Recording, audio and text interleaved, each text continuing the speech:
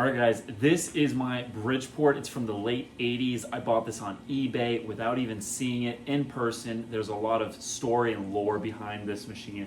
Very excited to finally have a Bridgeport. I learned how to manual machine when I was 16 years old in trade school, and ever since I saw one and started working with one and was actually proficient with making parts on it, absolutely fell in love with the idea of manual machining. So we're going to take a look at the Bridgeport here. I'm going to tell you kind of the backstory around the Bridgeport, how I got it, what I paid for it, why I bought it, some things that I didn't think about going into it, how I wired it up. I am in a garage shop, so that plays a factor, and all sorts of things. So first up, it is a late 80s machine. This is right before they stopped making them, I believe. At least that's what the seller told me. I know it's late 80s, maybe late 90s. I can't remember. I'm pretty sure they stopped in the 90s making these.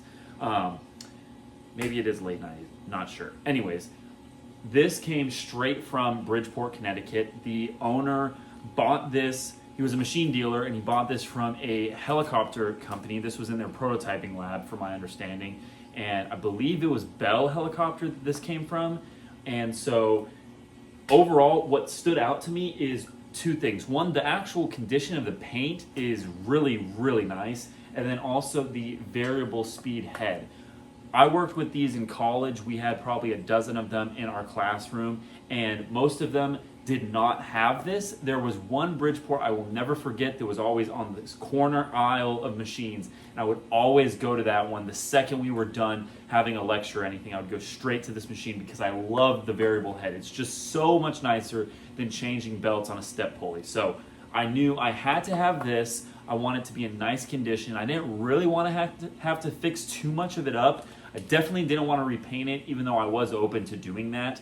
And as you guys probably can see, it's pretty nice. The one downside is the table is pretty marked up. There's quite a lot of random holes drilled in it on accident, I'm sure, and then a lot of nicks, but overall it is flat. And the other nice thing about this is this guy knew a original Bridgeport worker that actually knows how to rebuild heads, replace the bearings, all that type of stuff.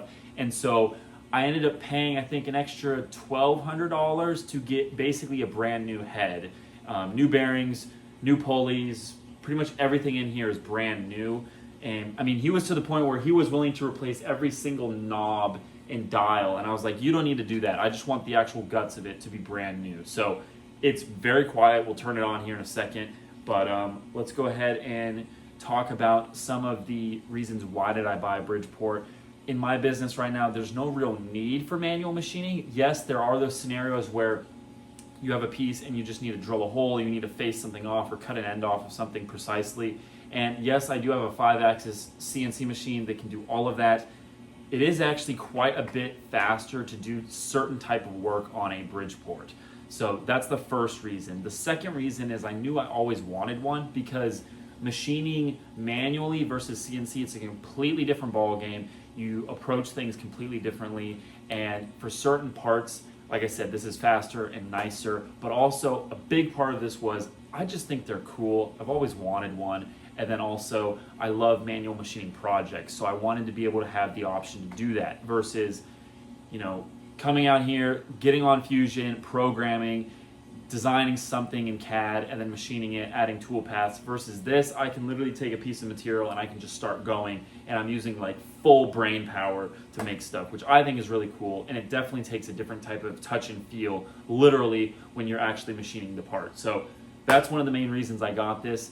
And let's see, I'm trying to think what else I want to cover. So the shipping, obviously, I do not live in Bridgeport, Connecticut. I live in Seattle, Washington. So getting it all the way, pretty much as far away as you possibly could be, other than Alaska on the West Coast here, or Hawaii. And so this machine, I think it cost around $750 just to ship it. Now, the kicker to this is the machine showed up. I don't know if I might have some pictures of this I'll put on screen. It showed up on a pallet, giant pallet, way larger than the footprint of the machine. And he did that to protect all the handles and all that type of stuff, which I appreciate. But they somehow got it in a box truck. The guy showed up and he's like, dude, I don't think I can move this with my pallet jack. And they had a lift gate and everything. I specifically requested a lift gate because I don't have a forklift. Now, shows up, gets here, is like, dude, I can't get this off my truck. And I'm like, okay, so I guess I have to rent a forklift. So long story short, I rented a forklift, got a forklift delivered for $750, had them come back, take the Bridgeport off, put it on the ground.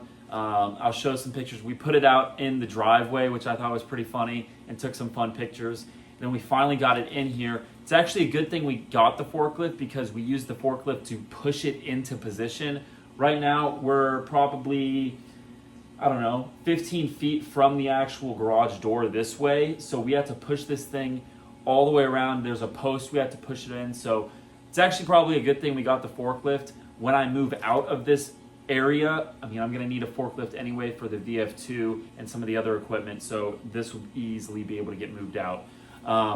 So $750 more of an expense than I thought. Wasn't too thrilled with that. The overall price of the machine with shipping, with the forklift, with this was right around, I think, $5,000. Now, that was kind of my budget. I was telling myself I'm not allowed to buy a machine unless it costs more than $5,000 this past year. I'm just trying to not get FOMO of buying machines. And so this was right at that limit. It might have been a little bit over, but that's okay. I've always wanted one of these. So yeah, I'm very thrilled to have this in my shop now. All right, that's 2,000 RPMs.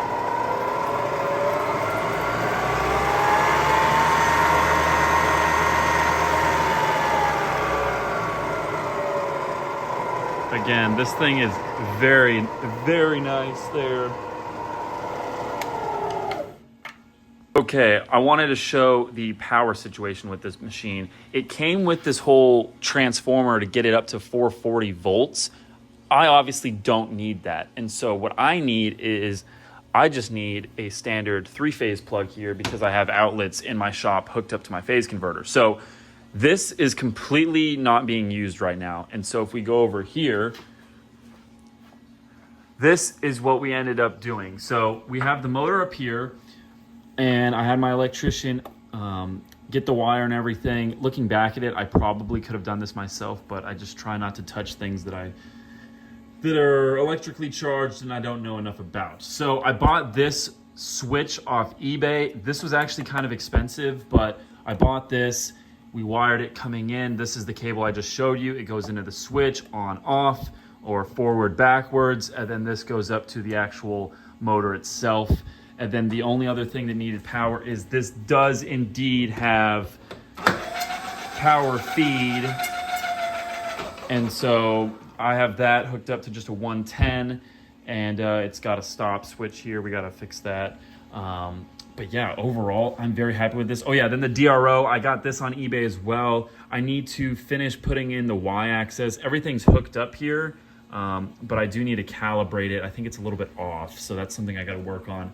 Another thing, this quill, I don't know what the deal is here. It looks like there was a knob here at some point that fell off or something or other. Then it also doesn't adjust. Normally these pop out and you can reorientate them. So I got to take this off and fix that. But again, this is the best part of this in my opinion. Being able to go just from low to high and then just spin this dial and get whatever speed I want. That is absolutely amazing. But you guys can see the paint on this thing is solid. I mean, I'm very, very happy with the paint. I mean, it is kind of dirty down here just from some use, but very happy with it. Here's a look at the table. Again, there are a handful of random holes and quite a few nicks. I mean, this machine was clearly used. There's more holes over here, and then there's quite a bit of they clearly had a vise on here clamped down really hard because there's some low spots here. But overall, I can't complain. I mean, what are you gonna do about it, right? I could clean that up with a file, but certain things you can't really cry about. So, and then it also had this interesting switch down here for the original transformer, but I absolutely do not like that because I'm so used to doing everything with my left hand, you know, turn it on and brake, doing all this stuff up here with my left hand. So again, this is not being used at all. I was going to take this off and discard of it simply because it does take up some space, but I figured I'm gonna leave it on there. If I ever for some reason have 440 volts, or whenever I sell this machine, which I don't see happening in the next foreseeable future, it's going to be there. It could be valuable to the next guy. So for now, it's going to be there and just rock out in silence back there and not be used. So what I have on here is just a cheap 6-inch vise. I had this on my old DM2, but it works great. I had it, so no reason to get something else. And the other big selling point of getting a manual mill is I have a lot of manual mill tooling, collets, you name it. I already have it before I even bought this machine. So that was another big selling point, is all I needed was the machine. I didn't need a vise. I didn't need any tooling. I pretty much literally just needed the machine. So I'm quite happy with that. And yeah, the nice thing is, like I said, I can just start manually machining something if I need to. So that's a kind of a generic look at the machine. I mean, like I said, I'm really happy with the paint on it. It looks good to me. There it is, Bridgeport. And it was pretty cool that this came straight from Bridgeport, Connecticut. I thought that was a cool part of the story itself. I also have that 5C collet indexer. You might see a video on that in the future. I took that completely apart and rebuilt it and cleaned it. So yeah, that's something I've had. Again, I kept that knowing I might get a Bridgeport, so sometimes that's been on the table to do smaller work. But yeah, again, very, very happy with this purchase. And yeah, I don't know what else to say. If you guys can get a Bridgeport, I highly recommend it. The one thing that did stand out to me, I remember, using these in school and whatnot, but the depth of the machine is no joke. I mean, there's a lot of dead space behind the machine. And I have this set, I don't know, probably mid-range. Yeah, middle. I mean, you could extend this out and you could push the machine a little bit more up against the wall. But again, it is a big footprint, even though obviously the machine doesn't take up all of the space. The one other thing is this did come with a coolant unit and then an automatic or like a hand pump for the oil, but that is something I plan to look at in a future video and maybe look over. So if you guys want me to do more videos with the actual Bridgeport itself or any projects using the Bridgeport, feel free to let me know in the comments down below. I'm very curious to see what you guys would like to see. If you guys have any more questions, me going over the wiring, anything that can help you guys out, feel free to let me know. All right, that is my Bridgeport story. I think you guys will enjoy seeing this in more videos, but if you guys want any more details, feel free to let me know in the comments down below. I'll do quick, short videos. Like I said, if someone wants to see how I wired it, anything like that, tooling, questions, comments, concerns, feel free to drop them in the comments down below. I want to help you guys out as much as I can on this channel. And if you guys want me to use it in the channel, feel free to let me know. So yeah, once again, thank you guys for watching. Make sure you guys subscribe, and I will see you in the next video.